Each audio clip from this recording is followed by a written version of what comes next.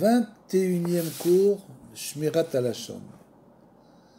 On n'a pas le droit non plus de rapporter une information qui n'a aucun caractère diffamatoire, donc on ne considérera pas comme de la mauvaise langue, mais pourrait nuire à une proposition, par exemple, d'emploi ou de shidour si elle était connue. On va voir l'exemple. Par exemple, il est interdit de parler de la faiblesse physique d'une personne ou de son manque d'intelligence. Parce que, bien sûr, ça devient une critique vis-à-vis de la chose que cette personne veut obtenir. Par exemple, un emploi ou un shidour, comme on l'a dit.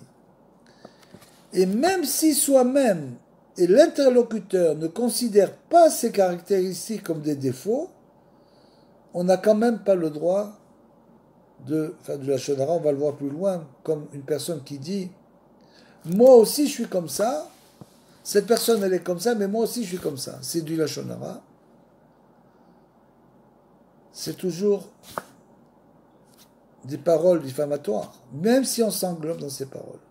Et donc rapporter des informations de ce genre pourrait naturellement porter préjudice à la personne.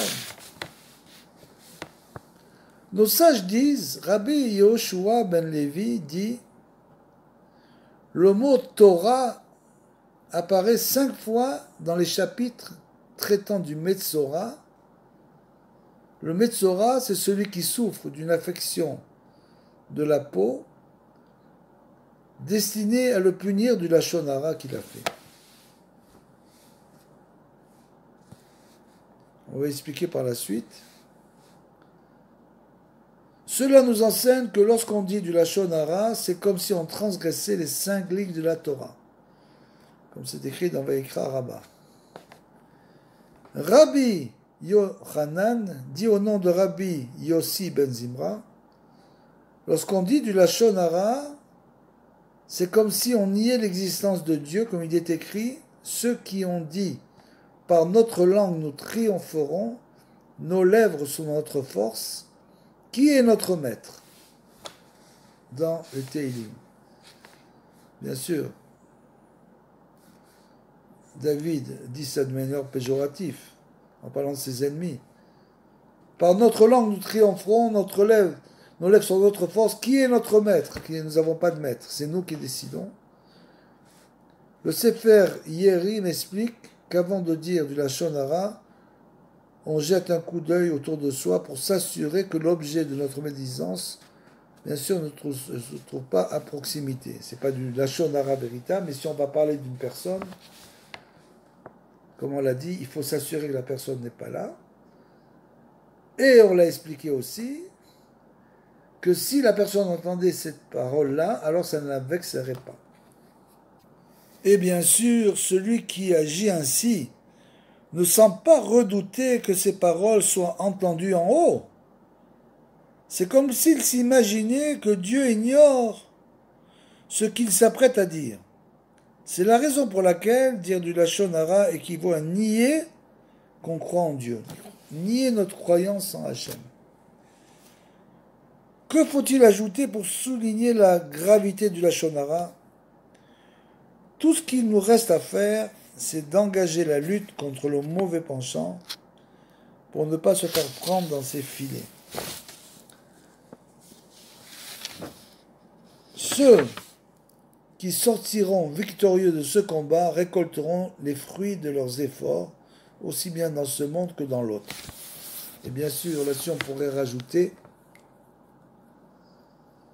qu'il ne faut pas se mettre dans des situations de Lashon Hara.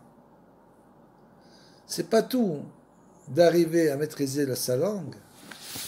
Le problème, c'est une personne qui multiplie les discussions avec les amis, naturellement va tomber rapidement dans du Lashon Hara, ou même pour des affaires, pour autre chose, tombera obligatoirement dans du Lashon Hara.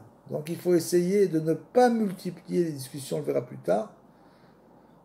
Essayer d'avoir plutôt une vie intérieure qu'une vie extérieure. Il faut savoir que le Sefer Hakeda note que la médisance est clairement mentionnée dans les 5 livres de la Torah. Le livre de Bereshit raconte comment le serpent par ruse entraîna Adam et Chava à pécher. Bien sûr, en faisant du Lachon Hara. Comment? En disant un mensonge. On le sait. On ne va pas allonger. Le livre de Shemot, comment Moshe fut forcé de fuir l'Égypte à cause de la perfidie de Dathan et Aviram, qui ont fait du Lachon Hara sur lui,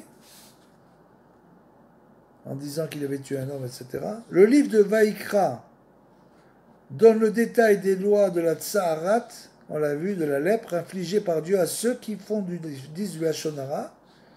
On y trouve en outre l'interdiction fondamentale du Lachon Hara. Le livre de Bamidbar rapporte l'histoire de Myriam qui fut frappée de Tsahara, de lèpre aussi, dans le chapitre 12. La médisance des explorateurs dans le chapitre 13-14. La révolte de Korah dans le chapitre 16. Donc on voit qu'il y a eu beaucoup de problèmes à cause de la médisance, une fois de plus. Et enfin, le livre de Devarim, dans le premier verset, fait allusion aux épisodes au cours desquels les enfants d'Israël, dans le désert, se rendirent coupables de la Lachon Hara, et voir Rachid sur place.